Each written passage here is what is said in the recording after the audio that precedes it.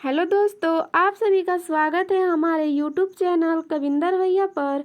तो दोस्तों, आज हम लोग कक्षा 8 का महान व्यक्तित्व पढ़ेंगे। आज हम लोग पाठ 18 पढ़ेंगे। हमारे पाठ का नाम है महर्षि दयानंद।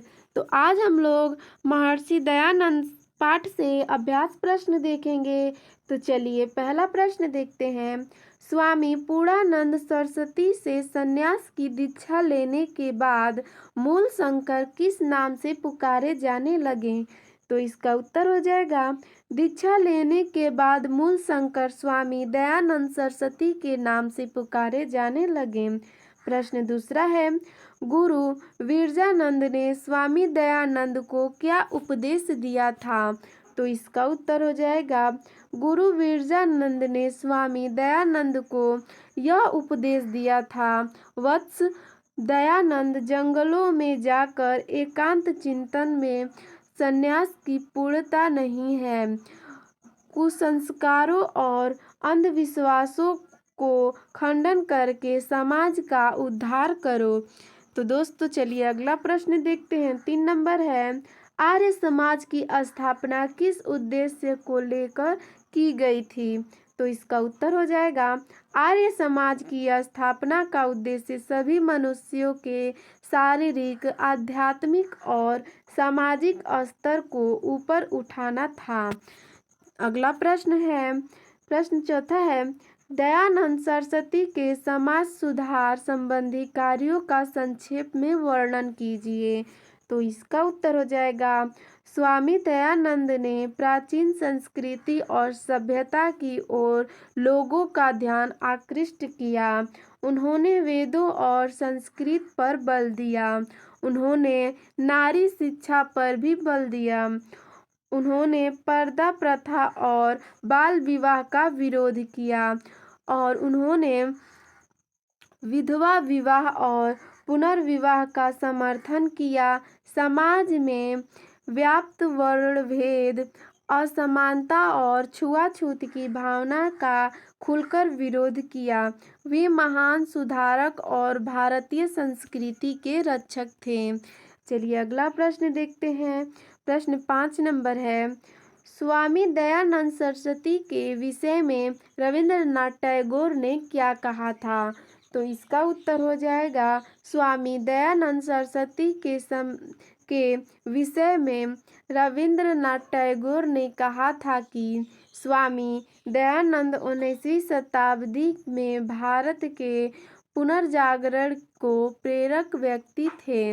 उन्होंने भारतीय समाज के लिए एक ऐसा मार्ग प्रशस्त किया जिस पर चलकर भारतीय समाज समुन्नत किया जा सकता है। अगला प्रश्न है, प्रश्न 6 नंबर है, रिक्त स्थानों की पूर्ति कीजिए।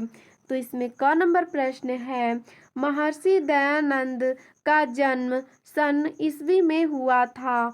तो यहाँ रिक्त स्थान पे भर देंगे 1824, यानी कि महर्षि दयानंद सरस्वती का जन्म 1824 ईस्वी में हुआ था।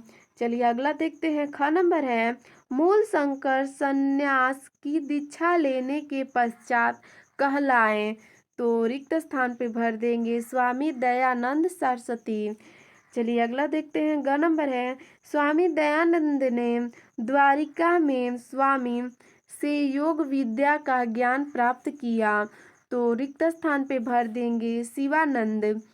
चलिए अगला देखते हैं। घ नंबर, आर्य समाज की स्थापना का मुख्य उद्देश्य सभी मनुष्यों के और स्तर को ऊपर उठाना था। तो देखिए दोस्तों, इसमें 2 रिक्त स्थान है। तो पहले रिक्त स्थान पे भर देंगे शारीरिक और दूसरे पर आध्यात्मिक। अगला प्रश्न 7 नंबर है, सही और गलत का निशान लगाइए। इसमें अ नंबर प्रश्न है, दयानंद सरस्वती ने महान धर्म ग्रंथ सत्यार्थ प्रकाश लिखी। तो यह जो है सही है। अगला है ब नंबर, स्वामी दयानंद ने दिल्ली में आर्य समाज की स्थापना की। तो यह गलत है। अगला है स नंबर, स्वामी दयानंद ने पर्दा प्रथा और बाल विवाह जैसी कुरीतियों का विरोध किया। तो यह सही है। अगला है 2 नंबर, स्वामी दयानंद का जीवन दीप 1885 में बुझ गया। तो यह गलत है। चलिए अगला देखते हैं प्रश्न 8 नंबर है, स्वामी दयानंद के जीवन दर्शन को संक्षेप में वर्णित कीजिए। तो इसका उत्तर हो जाएगा, स्वामी दयानंद का जीवन दर्शन कोई भी सद्गुण सत्य से बड़ा नहीं है, कोई ज्ञान भी सत्य से बड़ा नहीं है, इसलिए मनुष्य को सदा सत्य का पालन करना चाहिए। परमात्मा के रचे पदार्थ सब प्राणियों के लिए एक से हैं, इसलिए ईश्वर प्रदत्त धर्म भी सब मनुष्यों के लिए एक ही होना चाहिए। धर्म के नाम पर समाज का भिन्न भिन्न संप्रदायों में बांटा होना ईश्वरीय नियम के प्रतिकूल है। प्रश्न अगला है 9 नंबर, महर्षि दयानंद सरस्वती के किन किन गुणों से आप प्रभावित हैं, उन गुणों को स्वयं में कैसे विकसित करेंगे। तो इसका उत्तर हो जाएगा, स्वामी दयानंद सरस्वती की कुशाग्र बुद्धि, विलक्षण स्मरण शक्ति, अध्ययनशीलता, प्राचीन भारतीय संस्कृति के प्रति लगाव, सदा सत्य का पालन, एक ईश्वर प्रदत्त धर्म के में विश्वास, स्वदेश प्रेम, परोपकार की भावना, मानव प्रेम और सहिष्णुता आदि गुणों से हम प्रभावित हैं। हमें इन गुणों में से कुछ को अपनाने के लिए स्वयं में लगन, अभ्यास और रुचि पैदा करनी होगी। तो दोस्तों, आपको यह वीडियो कैसा लगा हमें कमेंट में ज़रूर बताइएगा।